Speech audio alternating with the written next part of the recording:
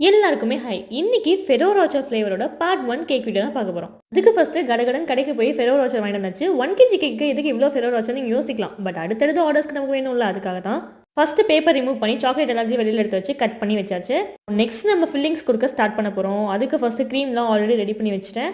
ஒவ்வொரு லேயரையும் எடுத்து வச்சு நம்ம ஃபில்லிங்ஸ்லாம் கொடுத்து நீட்டாக க்ரம் கோட் ஃபினிஷ் பண்ணி ஃப்ரிட்ஜில் வச்சு செட் பண்ண போகிறோம். இது வரைக்கும் நான் டேஸ்ட் பண்ணாததுலேயே ஒரு ஃபேவரட் ஃப்ளேவர் என்னன்னு பார்த்தீங்கன்னா ஃபெரோ ரோச்சர் தான். பட் கூடிய சீக்கிரமே அதையும் நம்ம நிறைவேற போகிறோம். ஸோ நெக்ஸ்ட் பார்த்தீங்கன்னா க்ரம் கோட்லாம் ஃபினிஷ் பண்ணி ஐசிங்கும் ஃபினிஷ் பண்ணி டாப்பில் வந்து ஃபுல்லாக கனாஷில் தான் கவர் பண்ண போகிறோம். இந்த தடவை கனாஷில் கொஞ்சம் மிஸ்டேக் பண்ணிட்டேன், சொதப்பிட்டேன்னு கூட சொல்லலாம். ஏன்னா கொஞ்சம் திக்காயிடுச்சு கனாஷ். நான் வந்து போர் பண்ணுறதுக்குள்ளேயே இன்னும் திக்காகிறதுக்குள்ளே சீக்கிரமாகவே ஐசிங் முடிச்சிடலாம்னு நினச்சேன். பட் கொஞ்சம் திக்காயிடுச்சு. பட் இருந்தாலும் பரவாயில்லன்னு எப்படியோ ஒரு வழியாக அதை வந்து நான் ஃபினிஷ் பண்ணி எடுத்துக்கிட்டேன். அதுக்கப்புறம் இன்னும் ஸ்கிராப்பர் எடுத்து அதை டிசைனும் கொடுத்து கம்ப்ளீட் பண்ணிட்டேன். சைடில் இருக்கிற கனாஷ் எல்லாம் அப்படியே ரிமூவ் பண்ணியாச்சு.